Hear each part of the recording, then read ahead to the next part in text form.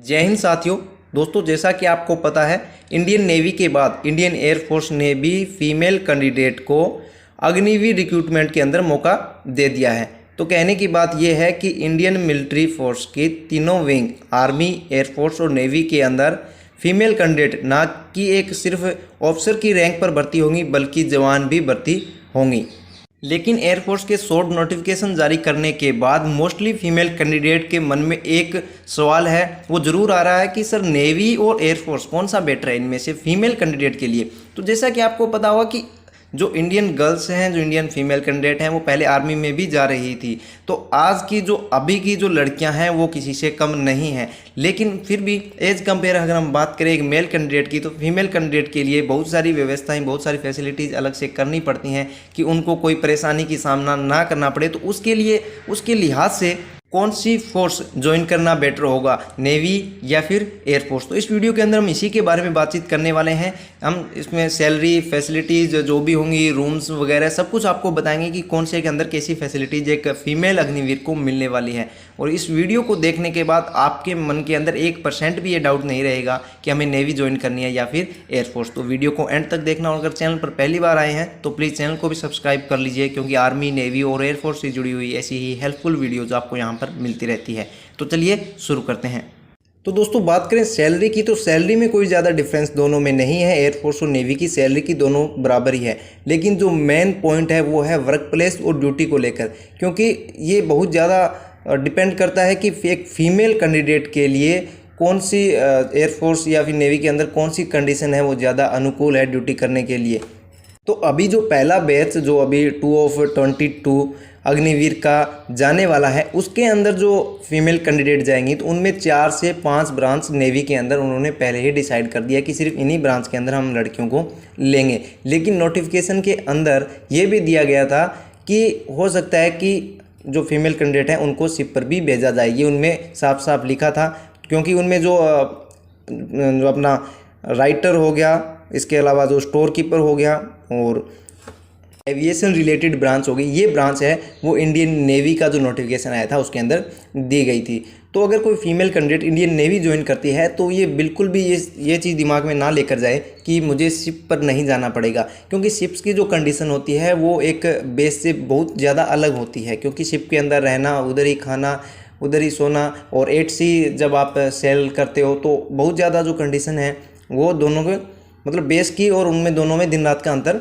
होता है। तो जो फीमेल कैंडिडेट है उनके लिए नेवी में ये दिक्कत होने वाली है। लेकिन ऐसा नहीं है कि जो फीमेल कैंडिडेट जो पहले ऑफिसर्स जाती हैं वो भी अभी शिप के अंदर सर्वाइव कर रही हैं, सेलिंग भी कर रही हैं, विदेशों में भी जा रही हैं, बहुत सारी एक्सरसाइज में भी हिस्सा ले रही हैं। तो पहले फीमेल कैंडिडेट जा रही हैं पहले से ही, लेकिन वो ऑफिसर्स जा रही हैं। लेकिन अब एक सेलर जाएंगी तो उनके लिए अलग से सब कुछ बनाना पड़ेगा, उनके लिए बैरक अलग से बनाने पड़ेंगे, मेस अलग से बनाना पड़ेगा, और सब कुछ ड्यूटीज़ हैं वो उनको अलग से देनी पड़ेगी। तो सब कुछ अलग से डिसाइड करना पड़ेगा। ऑफिसर्स के लिए किया है, थोड़ा टाइम लगेगा, लेकिन नेवी के अंदर भी हो जाएगा। लेकिन जहाँ तक मेरा मानना है कि एक बेस लाइफ से जो शिप की लाइफ है वो बहुत ज़्यादा हार्ड है, तो वहाँ पर उनको कॉम्प्रोमाइज़ करना पड़ेगा। इसी बीच बात करें अगर हम एयरफोर्स के अंदर, तो एयरफोर्स की जो ड्यूटी है वो पूरी की पूरी बेस पर रहने वाली है। तो उनको जो क्वार्टर हैं, जो भी उनके बैरक हैं, जो भी मेस हैं, वो सिर्फ यूनिट के अंदर रहेंगे, बेस के अंदर रहेंगे। तो उनको ऐसी कोई भी तकलीफ का सामना करने को नहीं मिलेगा। तो अगर हम बात करें वर्क प्लेस और ड्यूटी को लेकर, तो इसके लिए जो फीमेल कैंडिडेट है उनके लिए एयरफोर्स बेस्ट रहने वाला है। इसके बाद अगर हम बात करें अकोमोडेशन और फैमिली लाइफ के बारे में, तो देखिए दोस्तों, अकोमोडेशन अगर हम बेस की अगर बात करें तो बेस के अंदर अगर आपकी पोस्टिंग कोई सी बेस के अंदर है तो अकोमोडेशन दोनों में ही सेम है।